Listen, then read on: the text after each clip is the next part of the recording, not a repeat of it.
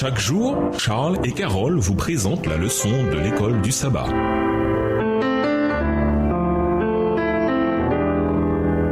Bienvenue à notre émission. Dieu nous parle. Nous sommes de mardi. Jusqu'à quand jugerez-vous avec injustice? Le Seigneur avait confié une autorité au chef d'Israël pour qu'il maintienne la justice en Israël. Somme 72, versets 1 à 7 et les versets 12 à 14. Les rois d'Israël devaient exercer leur autorité en conformité avec la volonté de Dieu. La préoccupation centrale des chefs devait être d'assurer la paix et la justice dans le pays et de prendre soin des défavorisés. Ce n'est qu'à cette condition que le pays et tout le peuple pouvaient prospérer. Le trône du roi est fortifié par la fidélité envers Dieu et non par la puissance humaine. Lisons le psaume 82. Qu'arrive-t-il quand les chefs pervertissent la justice et oppriment le peuple? Psaume 82, psaume d'Asaph. Dieu se tient dans l'assemblée de Dieu. Il juge au milieu des dieux. Jusqu'à quand jugerez-vous avec iniquité et aurez-vous égard à la personne des méchants? Rendez justice aux faibles et à l'orphelin. Faites droit aux malheureux et aux pauvres. Sauvez le misérable et l'indigent. Délivrez-les de la main des méchants. Ils n'ont ni savoir ni intelligence. Ils marchent dans les ténèbres. Tous les fondements de la terre sont ébranlés. Verset 6. J'avais dit, vous êtes des dieux, vous êtes tous des fils du Très-Haut. Cependant, vous mourrez comme des hommes, vous tomberez comme un prince quelconque. Lève-toi, ô Dieu, juge la terre, car toutes les nations t'appartiennent. Dans le psaume 82, Dieu annonce ses jugements sur les jugements corrompus d'Israël. Les dieux, psaume 82, les versets 1 et 6, ne sont clairement ni des dieux païens ni des anges, car ils n'ont jamais été chargés de rendre justice au peuple de Dieu, et ils ne pouvaient donc pas être jugés pour ne pas avoir accompli leur tâche. Les accusations énumérées dans psaume 82, versets 2 à 4, rappellent les lois de la Torah, en identifiant les dieux comme les chefs d'Israël. Deutéronome 1, les versets 16 à 18, Deutéronome 16, les versets 18 à 20, Jean 10, les versets 33 à 35.